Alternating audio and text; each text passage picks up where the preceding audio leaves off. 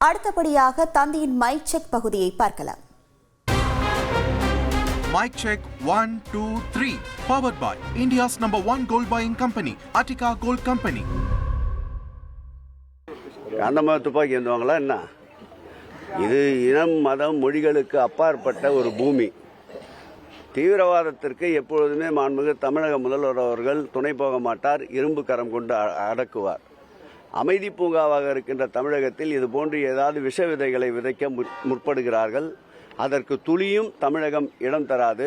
சகோதர சகோதரிகளாய் இங்கு கூட பார்க்கிறீர்கள், இஸ்லாமியர்கள் இந்துக்கள் ஒன்றாக நின்றுதான் இந்த நிகழ்ச்சியை நடத்தி கொண்டிருக்கின்றோம். ஆகவே இனத்தால் மொழியால் மதத்தால் பிளவுகளை ஏற்படுத்தி தேர்தலில் குளிர்காயலாம் என்று நினைக்கின்ற மாண்புமிகு முன்னாள் ஆளுநர் தமிழிசை அவர்களுக்கு குளிர் ஜுரம் தான் வருமே தவிர வேறு எதுவும் இதில் கிடைக்காது. போதும், எனக்கு கண்டென்ட் கொடுத்தாச்சு. தமிழிசை துப்பாக்கி ஏந்து போராடுவார். தமிழிசை துப்பாக்கி ஏந்தல, தமிழ்நாட்டு இங்க இந்திய பெண்கள் துப்பாக்கி ஏறி போராடி கொண்டிருப்பதை நாம் பார்த்து கொண்டுதான் இருக்கிறோம். அதனால நான் நேர துப்பாக்கி ஏந்த வேண்டியதில்லை. நாங்கள் சொற்துப்பாக்கியை வைத்து இந்த ஆட்சியின் அவலங்களை எடுத்து சொல்லுவோம். அது துர்ப்பாக்கியமாக விளங்குகிறது இந்த துப்பாக்கி. ஆனால் அதை தாங்க முடியாமல் இன்று பதற்றத்தோடு முதலமைச்சரும் அண்ணன் சேகர் பாபு அவர்களும் நாலு ஒரு ஊழல் வழக்கு ஒவ்வொரு அமைச்சர் மீதும், இதுவரைக்கும் 9 அமைச்சர்கள் மீது ஊழல் வழக்கு இருப்பது 10 மாசம். ஒரு அமைச்சரோட ஊழல் வழக்கு 1 மாதம் நடத்தினா கூட அவங்களுக்கு நேரம் அதுல சரியா போகும். முதலில் அதை சரி செய்ய சொல்லுங்கள்.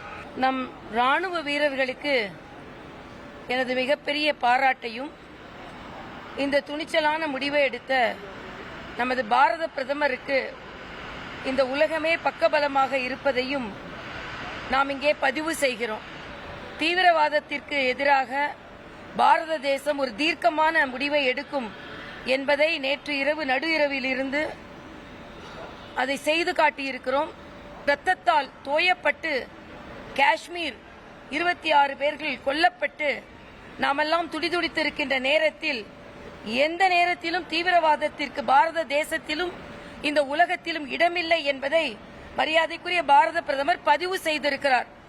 ஆனால் நமக்கு வேதனையாக இருப்பது என்ன என்றால், அப்படி ஒரு பாதுகாப்பு நடவடிக்கையை கூட விமர்சனம் செய்பவர்கள் தமிழகத்திலும் இருக்கிறார்கள்.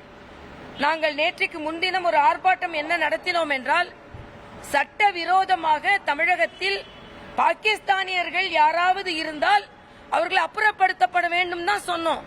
உடனே ஏதோ மதக்கலவரத்தை ஏற்படுத்துவதற்கு நாங்கள் ஏற்பாடு செய்வதை போல தமிழக அமைச்சர்களும் முதலமைச்சர் போன்றவர்களும் பேசிக் கொண்டிருக்கிறார்கள். தயவு செய்து இது நாட்டின் பாதுகாப்பு. மரியாதைக்குரிய பாரத பிரதமரின் உறுதியான நடவடிக்கைக்கும் ராணுவத்தின் தயார் நிலைக்கும், அவர்கள் ராணுவம் தீவிரவாத அமைப்புகளை அழித்து ஒழித்ததற்கும் பாராட்டை தெரிவித்துக் கொண்டிருக்கும் பொழுது, தமிழகத்தில் மட்டும் முதலமைச்சருக்கு இங்கே ஒரு சின்ன ஒரு கட்டடம், தமிழகத்து பிள்ளைங்க நல்லா படிச்சா கூட அதுக்கு முதல்வர் நாள் தான் படிச்சேன் அப்படின்னு முதல்வர் எதற்கெடுத்தாலும் பெருமை பேசிக் கொள்ளுகின்ற முதல்வர், இந்த நாடு ஒரு பாதுகாப்பு நடவடிக்கையில் ஈடுபட்டிருக்கிறது. அதற்கு ராணுவத்திற்கு நீங்கள் உறுதுணையாக இருப்பது நிச்சயமாக நாமெல்லாம் உறுதுணையாக இருக்க வேண்டும். ஆனால் அதற்கு உறுதியான நடவடிக்கை எடுத்த பிரதமருக்கு ஒரு பாராட்டை பதிவு செய்வதற்கு கூட தமிழக முதலமைச்சருக்கு மனமில்லை என்பதுதான் மிக மனவேதனையாக ஒன்று. புதிதாக வருபவர்கள் எல்லாம் முதல்வர் கனவில் இருக்கிறார்களாம். உங்கள் புதல்வர் மட்டும்தான் முதல்வர் கனவில் இருக்கணுமா? யாருக்கு வேண்டுமானாலும் முதல்வர் கனவு காண்பதற்கு தமிழகத்தில் உரிமை இருக்கிறது. Mic check 1, 2, 3. Powered by India's #1 gold buying company, Attica Gold Company. செய்திகளை உடனுக்குடன் தெரிந்து கொள்ள உடனே சப்ஸ்கிரைப் பண்ணுங்க.